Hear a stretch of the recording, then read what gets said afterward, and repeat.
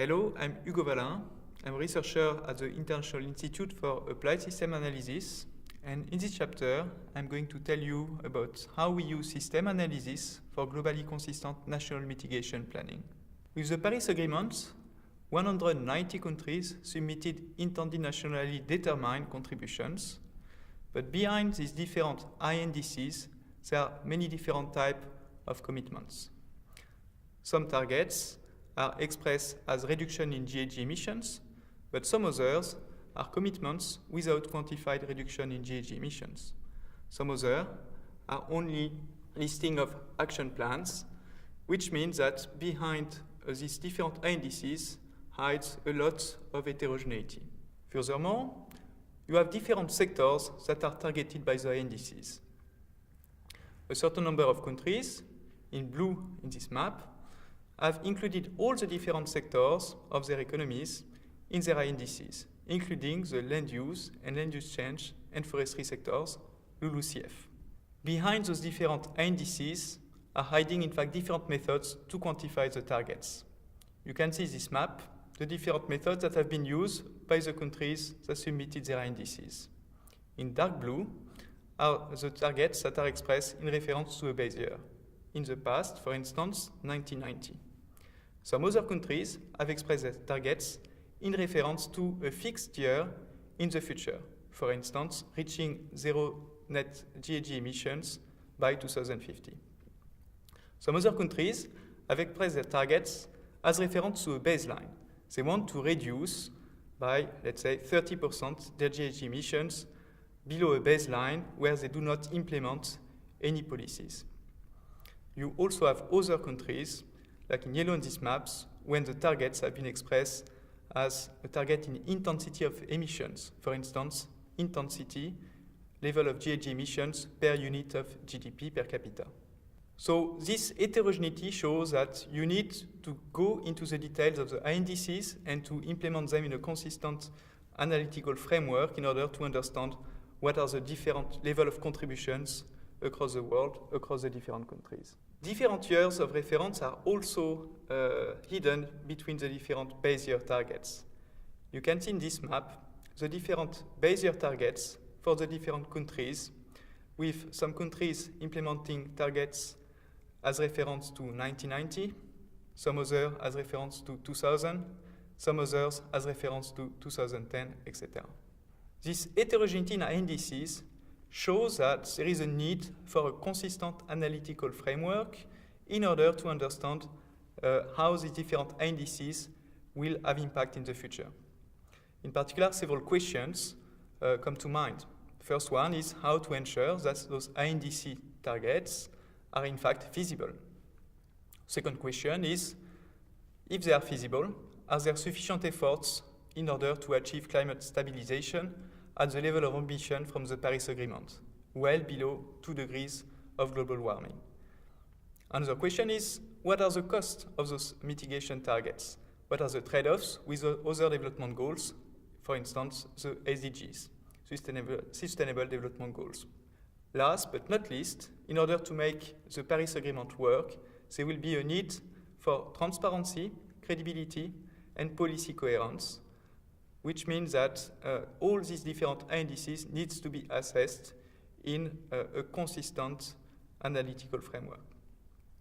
You can see, for instance, on the right, the heterogeneity of the different commitments currently taken in the land use change, and forestry sector, with some countries, for instance, taking commitments of reduction compared to the year 2010, but some others agreeing on still increasing the emissions of their LULUCF sectors at the horizon 2020 or 2030.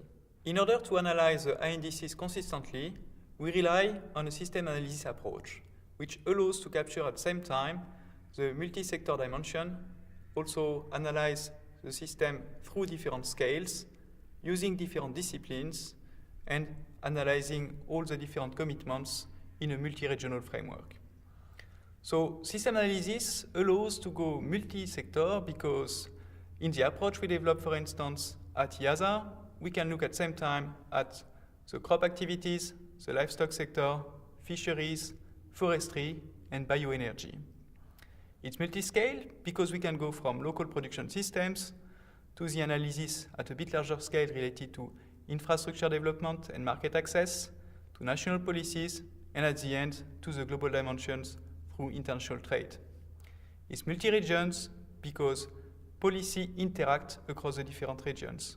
What happens in one region of the world will have an impact in another region of the world.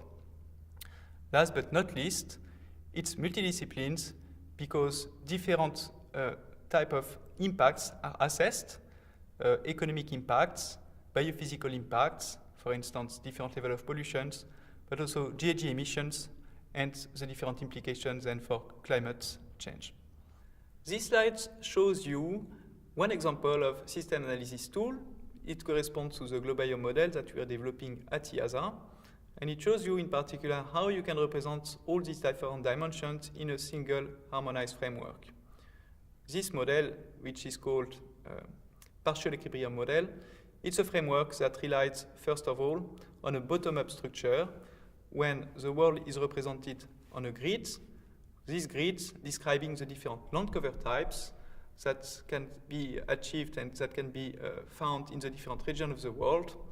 So cropland, grassland, short rotation plantations, managed forest, but also natural land use covers, for instance, natural forest or other natural land. On each of these different land covers, we can have different types of activities. So different types of activities in this model are represented through specialized models that are biophysical models. So for instance, EPIC, which is a crop and vegetation model that allows to describe for different crops what are the different levels of production depending on the different management types, for instance, the level of fertilizer inputs, the level of irrigation, etc. It also informs about local pollutions and different local impacts of the management systems. In the sector of livestock, we also use a specialized model, a digestibility model that allows to describe how different type of feeds leads to different productivity corresponding to various management types, for instance, extensive livestock or intensive livestock. These different models also inform, of course, about level of GHG emissions corresponding to the different management systems in order to understand at the end what are the impacts in terms of climate change. In the case of bioenergy, we also describe different types of technologies, allowing us to understand what are the best pathways in order to reduce level of GHG emissions and replace fossil fuels. Last but not least, the forestry sector has an important impact also in terms of GHG emissions and can also play an important role for mitigation. We rely in this case on the G4M model that tells us what are the different production of wood possible in different regions and what are the different costs associated to the extraction of this wood. All those different production systems at the end are aggregated and provide their products to the different markets. Those markets are connected through international trade and the different policies on trade are also represented, which means that at the end you obtain a constant representation of the agricultural, forestry and food markets across the world, and these different sectors are going to provide their products for the consumers, for the different needs of the industry, and lead you to a constant representation of the different market functioning. This means that you also need, for this kind of analysis, a constant representation on the consumer side. We have a framework that allows to project what are the different population levels in the future, how the different patterns of consumption are going to evolve under the change of GDP per capita, but also under the change of consumer preferences. For instance, if people are going to consume more meat or if they're going to change their behavior under the incentive of some behavioral change. We capture that way the demand for food, for fibers, for energy, and for different industrial needs. And this demand, at the end, intersects the supply and leads you to what is called, in economic terms, the market equilibrium. This market equilibrium describes what would be the final production level, the final consumption level, and the trade associated to these different levels, as well as the prices on the different markets.